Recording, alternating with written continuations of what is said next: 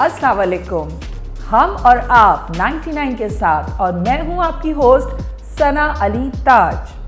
कैसे हैं आप लोग सब? उम्मीद है कि आप लोग बिल्कुल अच्छे होंगे और हमारी बहुत सारी दुआएं एज़ यूजुअल, जैसे हम अपने प्रोग्राम में बहुत सी दुआएं आप लोगों को देते हैं, इस दफ़ा भी देंगे।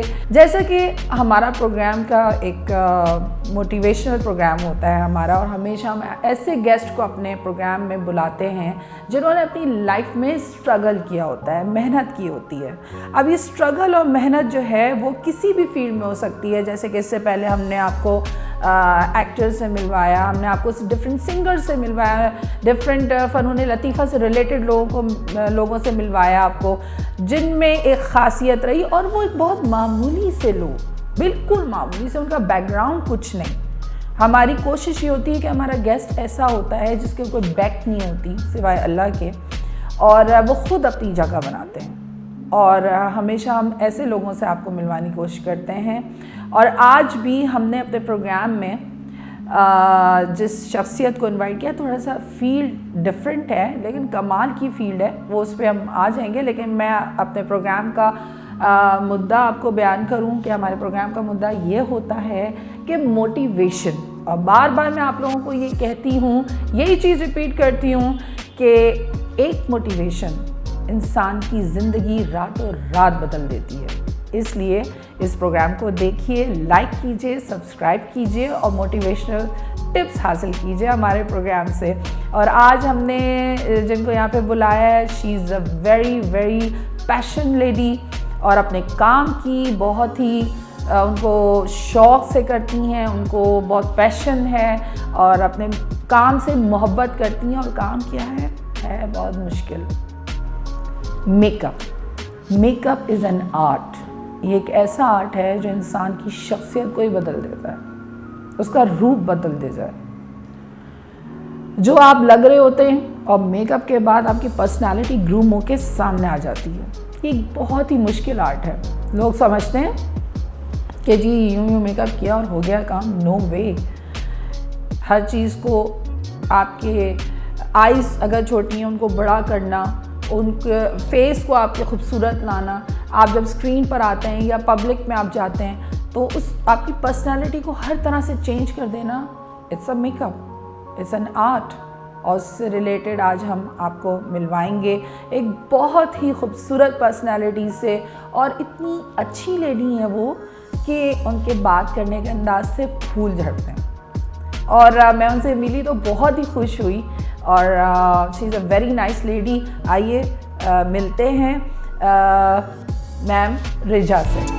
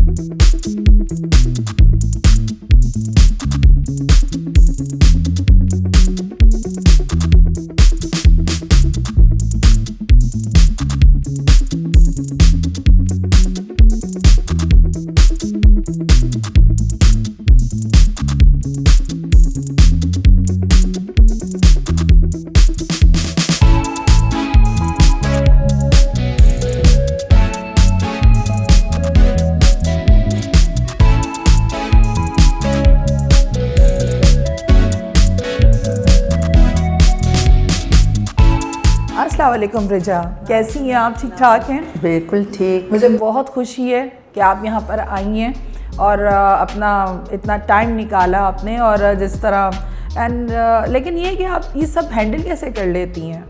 बहुत आसान है। सबसे पहली बात तो सना ये है कि बहुत बहुत शुक्रिया, आपने इतने अच्छे कॉम्प्लीमेंट्स दिए मुझे, और मुझे भी यहाँ आकर अच्छा लगा। आपका एनवायरनमेंट बहुत सॉफ्ट है और आप सब बहुत अच्छे हैं। बात दरअसल ये होती है कि टाइम निकालने के लिए अगर हम सोचें ना तो वो निकल आता है।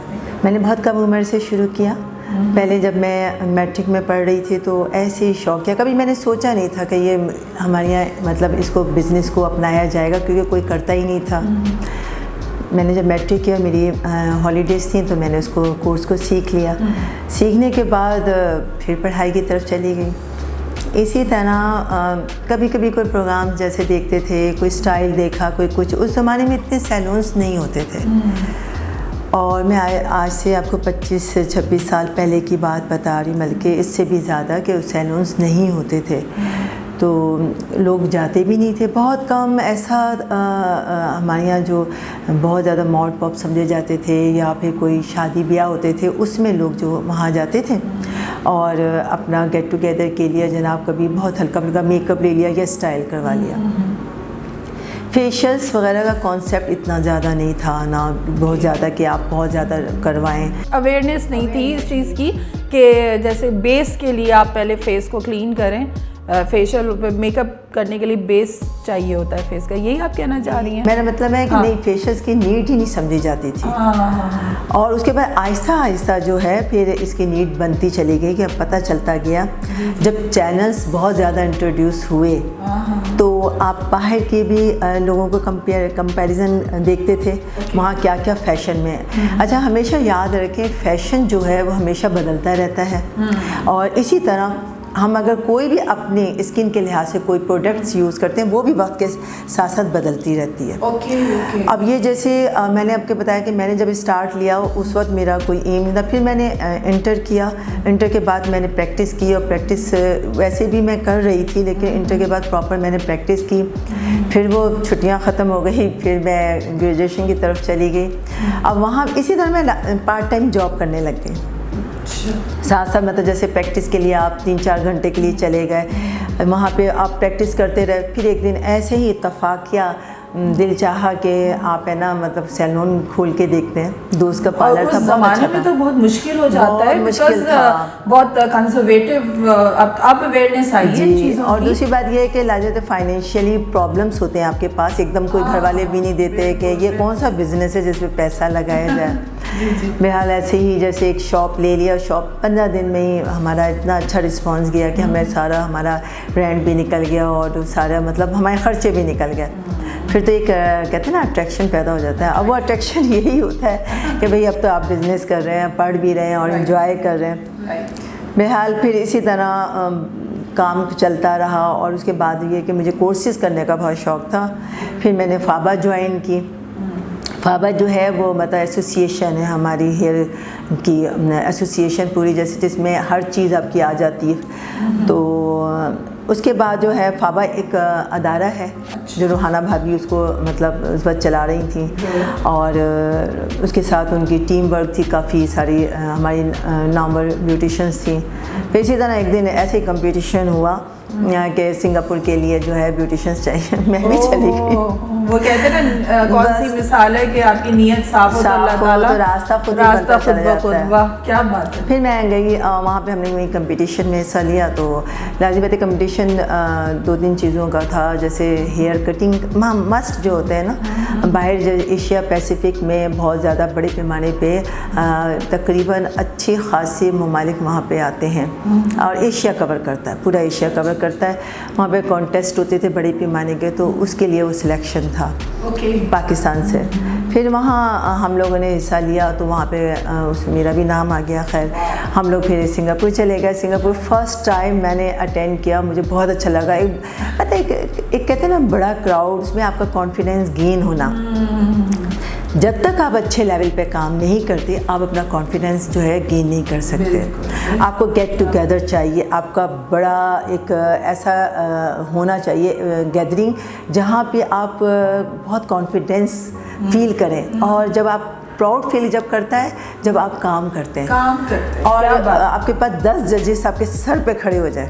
बिल्कुल। हमारे यहाँ से रूहाना भाभी एक जजेस में, एक उनका नाम भी था पाकिस्तान से, बाकी फिर जापान, चाइना, इस तरह के मुख्तलिफ जो है जजेस में, श्रीलंका, इसमें 10 जजेस होते हैं। अब वो आपके काम की नोयत जो होती है ना, उसको एप्रिसिएशन जब भी मिल सकता है जब आप कोई वहाँ पे काम करें और मुस्तकिल काम करें। फिर आपका आहिस्ता आहिस्ता, क्योंकि वो लोग बहुत ज़्यादा एडवांस हैं, बाहर के मालिक में अगर आप जाएं और कोर्सेज करें तो आपको पता चलेगा आप तो ज़ीरो हैं, यू डोंट नो एनीथिंग, आप तो कुछ भी नहीं जानते।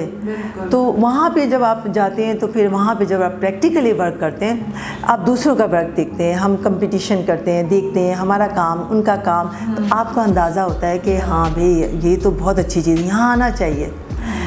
आप बहुत चीज़ें सीख सकते हैं, उनके स्टाइल, उनकी कटिंग। अच्छा, उनके कट में बहुत, हमारे यहाँ कटिंग में उनके बहुत फ़र्क है। वो थिनिंग पर्पस पे काम करते हैं, हम थिकनेस पे काम करते हैं, लेकिन उनसे आप सीख बहुत कुछ सकते हैं। कट के स्लाइसेस वगैरह और जितने ट्विस्टर कट हैं, जितने भी कटिंग वगैरह के स्टाइल्स हैं, सीजर चलाना, नॉर्मली ये चीज़ें नहीं आती। जब हम यहाँ पे कोर्सेज करते हैं तो हमें सीजर सही तरह चलानी भी नहीं आती, हम पूरे हाथों को चलाते हैं, जबकि वहाँ पे थंब से सारा काम होता है सीजर में।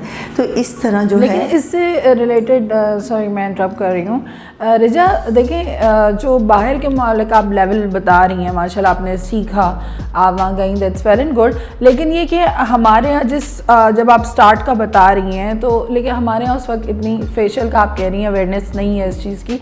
तो इस मैं जिस पॉइंट को फिगर आउट करना चाह रही हूँ कि आप इस दौर में इस टाइम पर स्ट्रगल करना, वहाँ का तो माहौल बहुत ओपन होता है, लेकिन यहाँ पे ऐसा करना बहुत मुश्किल है।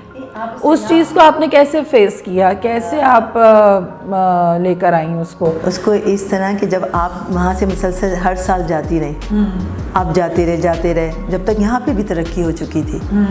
आप इस दौरान जितना सीख सकते थे आपने सीखा, आप सीख रहे हैं, स्टिल आप सीख रहे हैं, लर्निंग प्रोसेस कभी स्टॉप नहीं होता।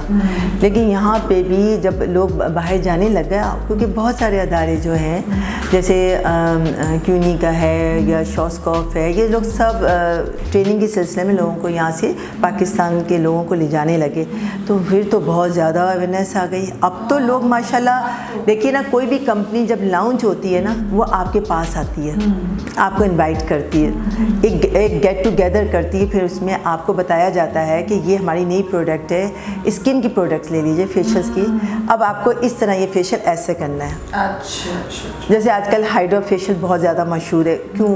ऐसे ही इसी तरह बहुत सारी कंपनीज अपने लॉन्च करती हैं और उसके बाद वो फेशियल्स को इंट्रोड्यूस करवाती हैं। इस तरह आप क्या है, आप सीख रहे हैं, गेनिंग, यू आर गेनिंग, हम अपनी नॉलेज को गेन कर रहे हैं। तो इस तरह आपको प्रोडक्ट्स के बारे में पता चल जाता है। जब आप प्रोडक्ट्स के बारे में पता चलता है तो आपको नॉलेज मिलती है, आपके पास आप उनकी रिप्रेजेंटर आती है, वो समझाती है। जब आप कोई प्रोडक्ट्स, देखिए बहुत महंगे प्रोडक्ट्स हैं, अब हमारे पास अगर हर मतलब क्वांटिटी का जो है प्रोडक्ट्स मौजूद होता है, हाई फाई भी होता है, कम भी होता है, जो क्लाइंट और कभी फोर्स नहीं करते। अच्छा, इज इट नेसेसरी रिजा कि हर प्रोडक्ट या जो चीज़ आप अप्लाई कर रहे हैं अपने फेस पे, क्योंकि लोगों को थोड़ा ज़रा इन चीज़ों की अवेयरनेस नहीं है, जो चीज़ सामने देखते हैं बस उसको अपने फेस पे अप्लाई करने की कोशिश करते हैं। जैसे कि आपने शुरू में कहा कि फ़ैशन, मैं समझती हूँ कि फ़ैशन वो चीज़ है जो आपके ऊपर अच्छी लगे, जो आपकी पर्सनालिटी पे अच्छी लगे।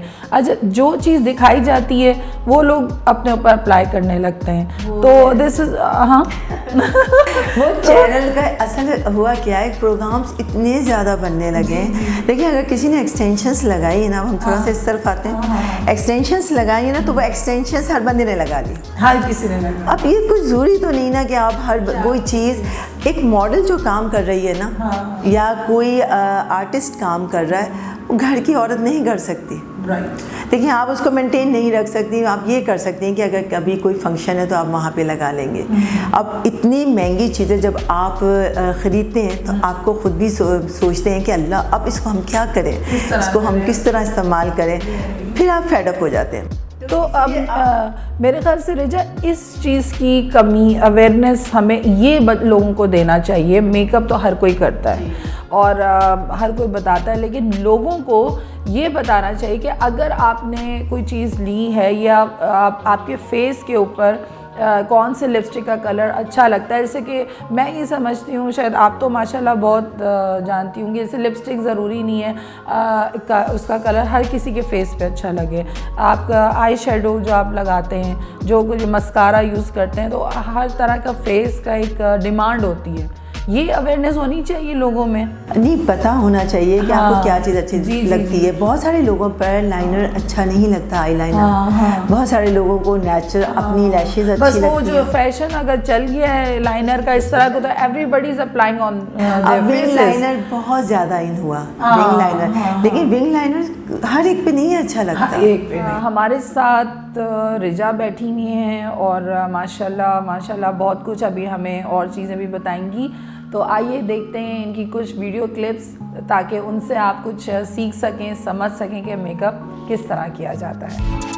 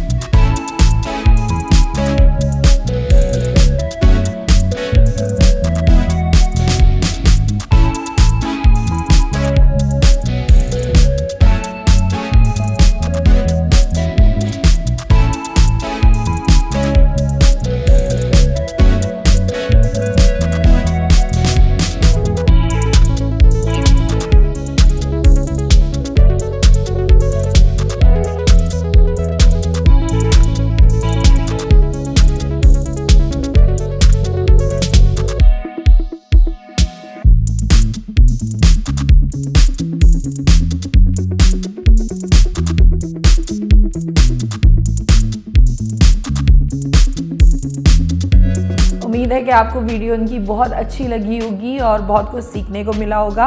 और आइए कुछ चीज़ें हमारे पास मेकअप से रिलेटेड रखी हुई हैं, तो रिजा से पूछते हैं कि इनको यूज़ जो है वो किस तरह किया जाता है, या अगर जैसे हॉट क्लाइमेट है तो हॉट क्लाइमेट में या कोल्ड क्लाइमेट में किस तरह की स्टिक्स या किस तरह की मेकअप की चीज़ें यूज़ करनी चाहिए। ज़रूरी नहीं है कि आप हॉट क्लाइमेट में हर चीज़ अपने फेस पर अप्लाई करें। तो आइए रिजा से पूछते हैं कुछ। रिजा, काइंडली ये बताइएगा कि जैसे ये स्टिक रखी हुई है तो can we use in the hot climate के हिसाब से बताइए, क्योंकि अक्सर वो पसीने आने लगते हैं और बहुत अजीब सा फेस आपका होता है, तो किस तरह आप उसको कवर अप करते हैं? अच्छा, सबसे पहली बात तो मैं ये आपको बताऊं कि ये नॉर्मली यूज़ करने की चीज़ ही नहीं है। ये होती है बहुत ज़्यादा लाइट्स में। जैसे मैं इस वक्त लाइट्स के आगे बैठी हुई हूँ, आप लाइट्स के आगे हैं। ये स्टूडियो मेकअप होता है और बहुत सारे लोगों ने क्या किया, जब देखा कि इसका बहुत अच्छा बेस बनता है, ये ब्राइडल में यूज़ होता है या जिनको हैवी बेस चाहिए होता है उसमें स्टिक यूज़ की जाती है। और ये स्टिक बहुत अच्छी होती है, ये नहीं मैं कहूँगी बहुत अच्छी होती है, लेकिन इसको हैवी मेकअप में यूज़ किया जाता है। मुझे जो बहुत पसंद है वो है ये मूस फाउंडेशन। ओफ, अमेजिंग रिज़ल्ट होता है। एक तो ये इतना ट्रांसपेरेंट होता है कि अगर आप लगाते हैं, इसकी कवरेज भी है, ये डर्मा एक्स के नाम से आपको मिल जाएगा। इसकी कवरेज भी है, इसको आप लें और पूरा आप ब्लेंड कर लें। अच्छा, उससे पहले जो हम चीज़ों का इसी में कलर्स होते हैं, कैमाफ्लाज भी आपने देखा होगा। अगर आपके पास कैमाफ्लाज नहीं है तो अंडर आई सर्कल के। अच्छा, फर्स्ट इनमें से आप ये अप्लाई करते हैं या ये करते हैं या सारी चीज़ें? थोड़ी ज़रा हमारे व्यूवर्स को थोड़ा अवेयरनेस दें। मैं आपकी चीज़ें सब देख रही थी, माशाल्लाह आपने इतनी सारा स्टॉक। देखिए, मेकअप करने से पहले हमें सबको ये पता होना चाहिए कि एक अदद प्राइमर होता है। ये जेल फॉर्म में आता है, ये देखिए जेल फॉर्म में है। इस 2-3 ड्रॉप्स लें और इसको आप अप्लाई कर लें। कर लें पूरे चेहरे पर। अच्छा, करने के बाद हमने प्राइमर का काम हमारा ख़त्म होगा तो हम ये है डार्क सर्कल्स के लिए, देखिए वो हम लोग कैमोफ्लेज का भी इस्तेमाल करते हैं, कोई भी डार्क स्टिक भी लगा सकते हैं उसको, उसमें स्टिक फॉर्म में भी आपके कंसीलर आते हैं, हल्का सा उसमें डॉट्स में लिया, हल्का हल्का अपनी आंखों के नीचे आप लगा लीजिए, ठीक है।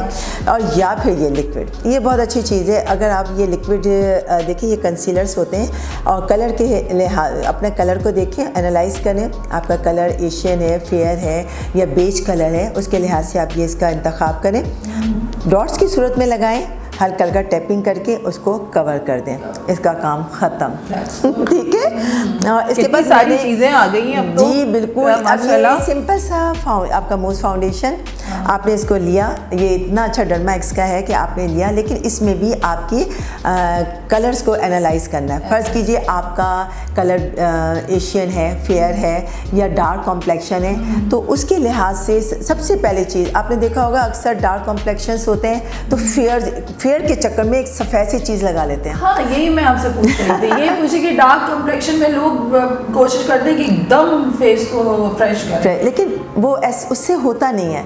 अगर आप कोई भी चीज़ डार्क लगाते हैं या कोई ऑरेंज स्टिक लगा लेते हैं या आप कोई डार्क ओरिएंटल लगा लेते हैं, ओरिएंटल ये सब डार्क कलर्स हैं, उसके बाद जब आप कोई चीज़ अप्लाई करते हैं ना तो वो फेयर की तरफ जाती है, यानी वो एक कोटिंग हो जाती है आपकी अपनी स्किन के ऊपर। देयर डिफरेंट लेयर्स, आपको लेयर्स देखें व्यूअर्स, आपको लेयर्स बनाने पड़ते हैं। और जैसे कि रिजा ने बहुत अच्छी बात करी कि पहले आप उसको फेस को फिक्स करें, प्राइमर लगाएं, उसके बाद फिर डार्क सर्कल्स पे आए। दीज आर द स्टेप्स, ठीक है, मैं सही कह रही हूँ? गुड, इतना अच्छा सा क्लास ले ली मैंने तो आज। अब आप इसी तरह कीजिएगा। आपने ये मूस फाउंडेशंस का अप्लाई करना बहुत लिटिल क्वांटिटी, देखिए मैं हल्का सा ये है ना, ये बहुत है, ये देखिए ये हल्का सा, बस इसको इतना ज़्यादा लगाने की ज़रूरत नहीं होती।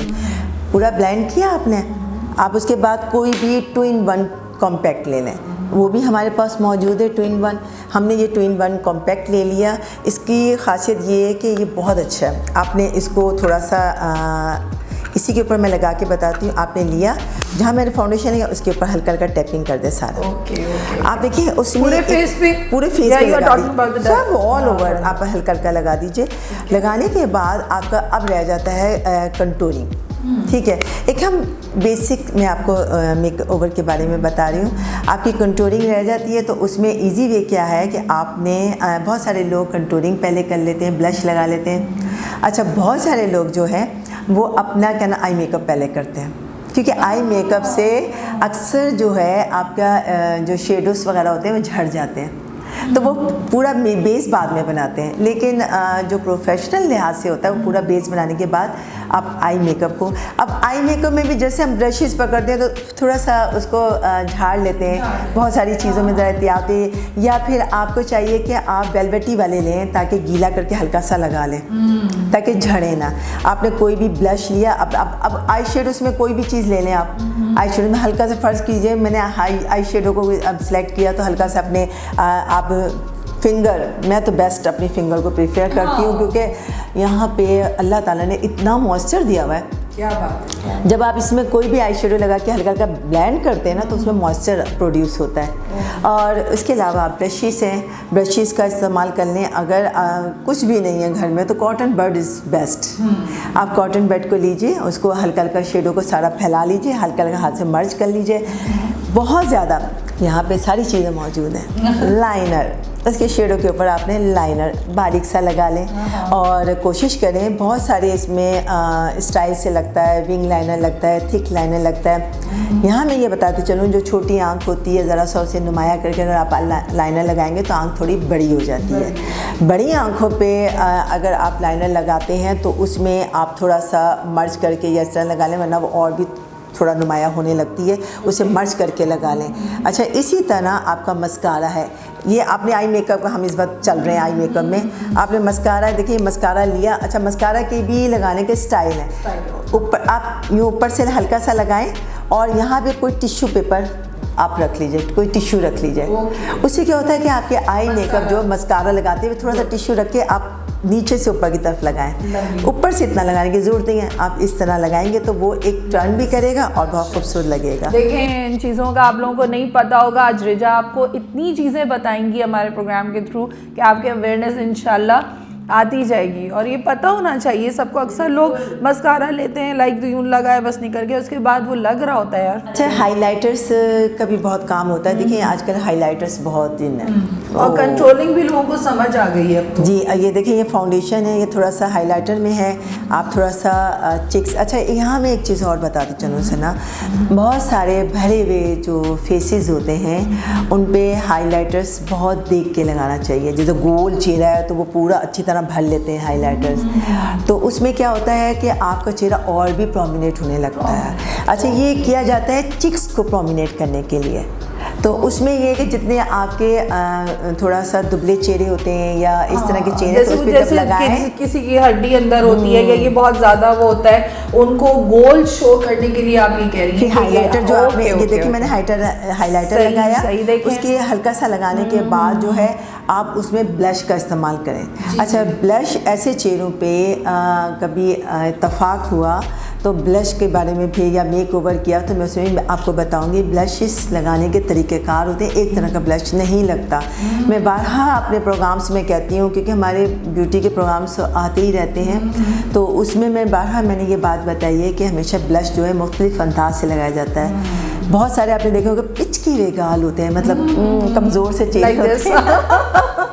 तो मेकअप तो है ही ना रिजा, यार मेकअप तो चीज़ ही आर्ट है, आपके फेस को चेंज करने के लिए होता है। अगर इसमें आपने बड़ा हाई फाई ब्लश लगा दिया अपने कनपट्टी से लेके नीचे की तरफ आ रहे, वो और भी पतला सा हो जाएगा, उसका तो बुरा हाल हो जाएगा। ऐसे चेहरे पर ब्लश को आप हल्का सा यहाँ दें और फैला दें। अच्छा, उसको फैला दें तो वो भरा हुआ लगेगा। ओके। और इसी तरह जैसे आपका फेस है, फर्ज की जब भरा हुआ है माशाल्लाह से, तो ये है, तो आप बड़ा अच्छी खूबसूरत अंदाज में अपने कनपट्टी के यहाँ लगाएं और बड़ा अच्छा खूबसूरत सा ट्रायंगल बना दीजिए, वो आपके पतला हो जाए, ओवल बन जाए। ओके। देखिए, कंटूरिंग आपके चेहरे के खदोखाल को नुमाया करती है। कंटूरिंग से आप बहुत कुछ खूबसूरत बन सकते हैं। अब आपके फर्ज करें कि बहुत सारे लोगों का ये डबल चिन है, ये सब ब्लश के ज़रिए कंट्रोल किया जाता है, या कंट्रोलिंग अलग से ब्लश किट आती है, आप उसको ले लीजिए, या कोई डार्क कलर की आपके पास स्टिक है उससे आप कंट्रोल कर लीजिए। डार्क कलर का आपके पास कॉम्पैक्ट है, आप उससे इसको जो है कंट्रोल कर सकते हैं। कंट्रोलिंग का आपका देखिए ये जगह आपकी डार्क पोर्शंस में होनी चाहिए। इसी को ब्लेंड करते हुए ऊपर की तरफ चले जाएं। तो उसमें फिर आप चाहते हैं कि आप बहुत ज़्यादा हाइलाइटर वगैरह आपको पसंद है तो लिक्विड में भी आता है, लूज फॉर्म में भी आता है और केक फॉर्म में भी आता है। तो आप जैसे फ़र्ज़ कीजिए, शायद यहाँ ब्लश है मेरे पास, हाइलाइटर नहीं है इस वक्त, मैं आपको बता दूँ। अब जैसे फ़र्ज़ कीजिए ब्लश है, ब्लश भी मर्च आप ले सकते हैं। जो बहुत सारे लोग होते हैं ना जिनका मैंने अभी बताया गाल बहुत ज़्यादा दबे में है या कुछ है, वो ऐसे ब्लश लेंगे ना तो ये मर्ज होते हैं। ये कोई शेप इतनी ज़्यादा नुमाया नहीं करते लेकिन मर्ज हो जाते हैं। इस तरह के केक ब्रशेस आप यूज़ करें तो आपको बहुत अच्छा लगेगा, इजी वे है लगाने के लिए। तो ये क्या आपका एक्ट करता है फिर? ये ब्लश का आपका लुक होगा लेकिन सॉफ्ट नेचुरल। एक तो वो बहुत ऐसा मेकअप होता है बड़ा शार्प उठा मेकअप होता है, वो बहुत बुरा लगता है। देखिए वो हैवी मेकअप्स में आता है। हम इस वक्त बेसिक मेकओवर की बात कर रहे हैं कि जो घरेलू ख़वातीन हैं वो अपना मेकओवर करती हैं। लाज़मी बात है आपका ये प्रोग्राम हर जगह देखा जाता है, ज़रूरी नहीं कि शहरों में भी देखा जाए, ये आपका गाँव में भी देखा जाता है, छोटे छोटे देहात में देखा जाता है। बहुत सारी चीज़ें टिपिकल यहाँ के लोगों को तो फिर भी बहुत कुछ पता चल गया।